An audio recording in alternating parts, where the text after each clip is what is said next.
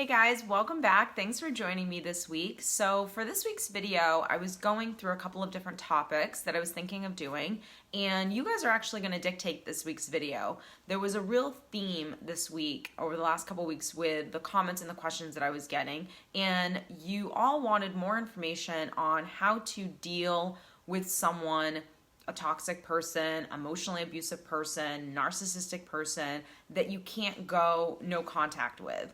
So how do we learn how to start distancing ourselves from people that we can't remove from our lives?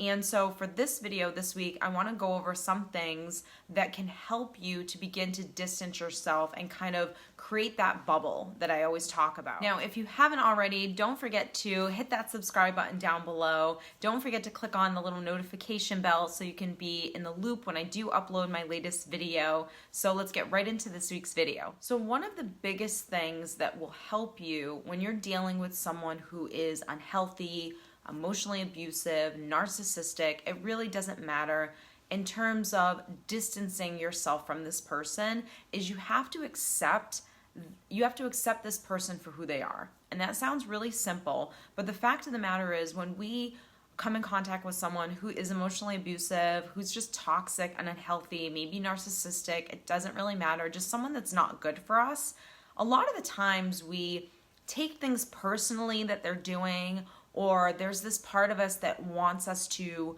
really tell this person what they're doing is wrong and how they are is, unhealthy, and we want to show this person this unhealthy side of them in perhaps hopes that they'll maybe change or stop doing what they're doing. And you can't change anyone. You can't control anyone's behavior, and really accepting that is the start towards you protecting yourself. So when we accept that someone is on their own journey, doing their own thing, and we can't change them, it's not our job to change them, that's really self-empowering. And I know I'm going to get a lot of comments from people that say, absolutely not, you have to tell someone that what they're doing is wrong and they can't do this or whatever. And to some extent, yes, we always have to be standing up for ourselves, but we have to get to a place where we don't have this need to try and change this person and this need to expose this person for who we think they are, and this need for this person to really want to change their behavior. So that's something that's really healthy for you to accept, and something that I know for me personally, when I get to the point where I realize it's not my job to change anyone, it's not my job for someone to realize that their behavior is completely irrational, unhealthy, ridiculous, just all of these things, abusive, then it made me feel really at peace, because I didn't waste time and energy thinking about, well, how am I going to tell this person that what they're doing is wrong? I just really set a boundary and I enforced the boundary, and that was really just it. I didn't try to fix someone. So accepting people for who they are is really crucial, and not wanting to fix anyone is something that will really benefit you in life and in dealing with this person. The next thing is, you have to practice self-awareness.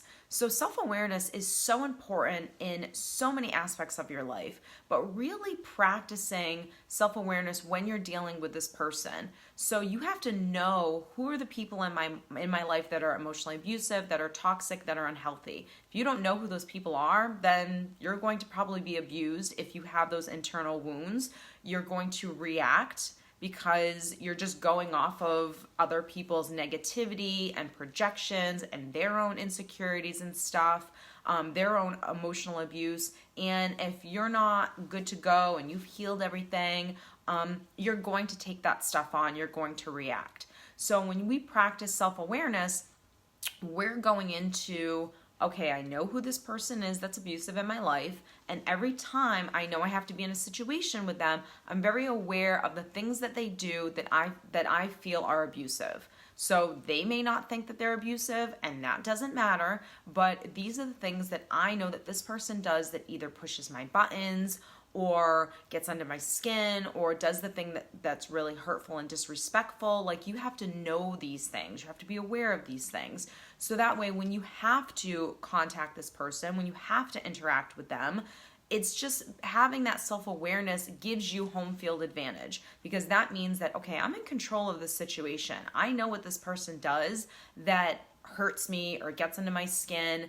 And when you practice that self-awareness, it allows you to not take on other people's stuff. So one of the things that I always tell people, and it's something that I talk about all the time in my channel, and that's the reason why I created the channel, was you have to educate yourself on emotionally abusive people, a narcissistic personality disorder, all of these types of abusive behaviors that people do, projecting, gaslighting, shaming, guilting someone, using manipulation. Once you educate yourself on these things and you practice self-awareness and you practice learning how to hold on to yourself and love yourself through interacting with these people, then you're golden. You have home field advantage. And that's the bubble that I always talk about, learning how to create that bubble, because we can't stop the fact that we have family members that we're going to see. We can't stop the fact that we have a coworker who is just, very abusive and manipulative and narcissistic. We can't prevent those things. So we have to learn, how do we deal with this person in a healthy way? So the next thing is you have to establish your boundaries with people. And this is like literally the first aspect of self-love that's so, so important, because so many people will comment or ask me, how do I set boundaries with people? Because I told this person that what they're doing, I don't like it and I won't stand for it, but they continue to do it. So there's two aspects of that. Number one is, again, we can't change someone. So we can communicate all day long. Hey, I don't like that. Please don't do that. I find that hurtful. I won't stand for that. All of those types of things, which are important. But if you don't enforce that standard, then that standard means nothing. If you don't enforce that boundary and someone knows that you have poor boundaries and they're weak because you verbalize what it is that you're expecting out of this person, and when they don't rise to that occasion, you just let it go, they're going to continue to abuse you. So the biggest thing with boundaries is not setting a boundary, it's learning how to enforce a boundary. So how do we enforce a boundary? Enforcing a boundary it's much like dealing with a child. When a child does something that is not okay, we don't basically say, okay, don't do that. There's a consequence if they continue to do it. So there's a punishment that happens if they continue to do it, because they're not understanding that there's a boundary, that there's a rule, that there's a standard that we put in place. And it's the same thing with our family, our friends, people that we work with. You have to create that standard. So there has to be a consequence for someone violating your boundary.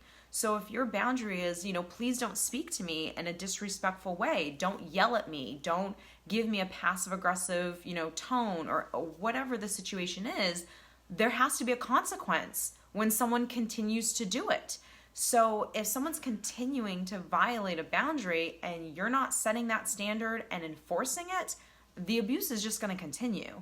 And actually, it might continue even more, because now they know that you have poor boundaries, that you have weak boundaries, and that you don't have the self-confidence or the self-respect to really stand up for yourself. And so they're going to take advantage of you more and more. Remember, people are always treating you by what you will tolerate. So you are really, in every aspect of your life, friendship, partner, coworker, what have you, you're dictating that relationship. It doesn't mean that what we're going to do is going to change that person to say, I'm abusive and I really need to get a hold of that and really change it. No, but what you're showing an abusive person is, I'm not tolerating that behavior, and when the behavior happens, something there's a consequence to that behavior happening, and I won't tolerate it. So whether it's, hey, if you speak to me in that way, I'm disengaging now, and when we can talk in a calm way, in a loving way, then we can reestablish this conversation again. The fact of the matter is, like I've said, you are showing people how you want to be treated. And that goes for your coworkers, your family members, your friendships, your partner. So if you're unhappy with any relationship, it's because you're allowing that person, number one, to have an effect on you. You haven't learned how to create that bubble. And number two, you haven't gotten to the place where you're enforcing your boundaries and you're setting standards. When you do that, you'll be so surprised at the relationships that you have in your life. They'll be healthier, they'll just be easy relationships of honest communication and respect, because if you set a boundary and someone respects that boundary, that's a good relationship. That's a relationship that's going to flow very nicely. If you have a friend or someone that you're dealing with and you enforce a boundary and all of a sudden it's like, here comes the backlash, here comes the abuse, like here comes manipulation and guilt and shame, that's not someone that you want in your life. So understanding that if that's what you're getting back from that person, when you just try to be self-loving and say, this is what I expect in my life because I have standards, and they don't respect that, that is not someone that you even want in your life. So you're actually gaining something by, distancing yourself from someone or having someone just drop from your life entirely. So the next thing is, do not share any information with this person. So if you're dealing with someone that's narcissistic or emotionally abusive, whether that's in your office, someone that's manipulative, or someone in your family or a friend, you don't share anything with this person. We don't share what we're struggling with. We don't share the good stuff that's happening in our lives, any real detailed information. We don't really share anything. We want to be really blah to this person. We want to give them nothing. So when the conversation starts and they start asking us questions, we give them very general statements, and then we just throw that ball right back at them, which is, so what's going on with you? And start asking them all kinds of questions, because anyone who is emotionally abusive or narcissistic, or just toxic and unhealthy, they love talking about themselves. So they can go all day long. So what you need to do is just probe and ask them the questions and have your statements just be very, very general. We don't want to give them any, ammunition to hurt us in the future, or, really cut us at our knees with something that we're probably vulnerable to or something that we're struggling with.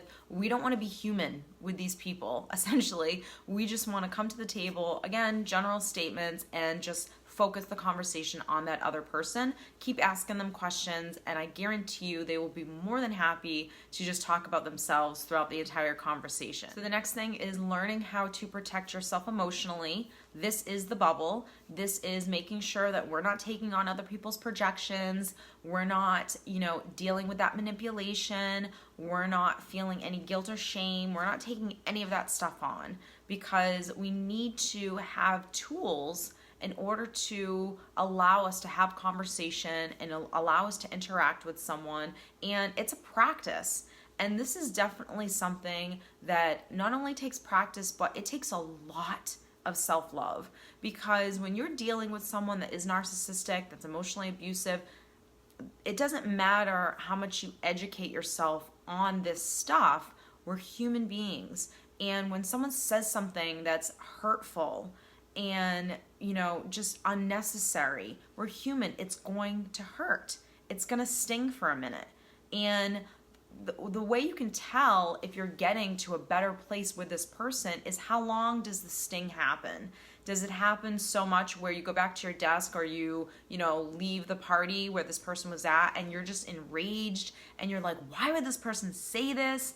And you're just thinking about it, and you want to text them or you want to email them and just, why did you say that? That was so ridiculous and uncalled for, and you're wrong. Do you want to do all that stuff? Or do you leave this person and say, okay, that person definitely is insecure and was trying to get under my skin and was definitely trying to manipulate me there for a minute.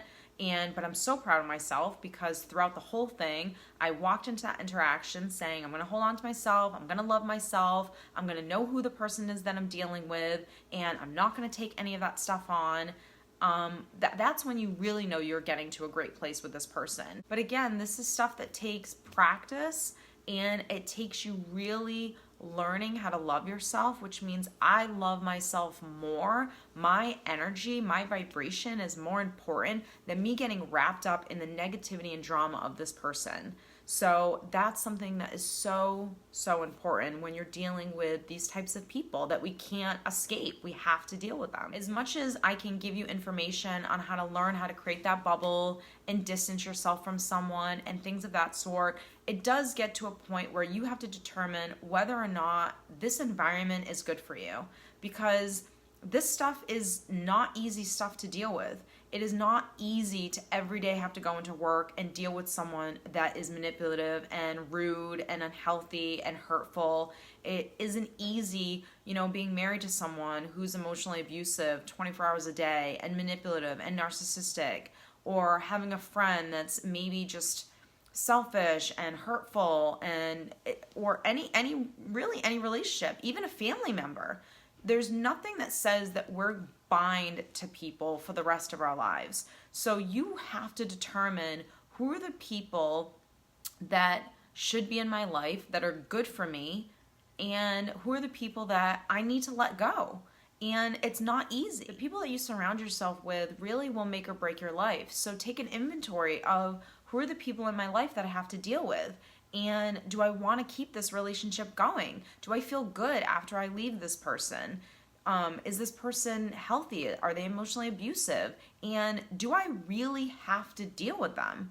Even, like I said, even family members and people that we're married to for long periods of time, you don't have to stay in those relationships. And believe me, it is not an easy thing to cut certain people out of your life, especially when they've been there for so long, or when it's a sister or a brother or a parent or whoever, that we might have an expectation that we need to keep this person in our life, but the reality is you really don't.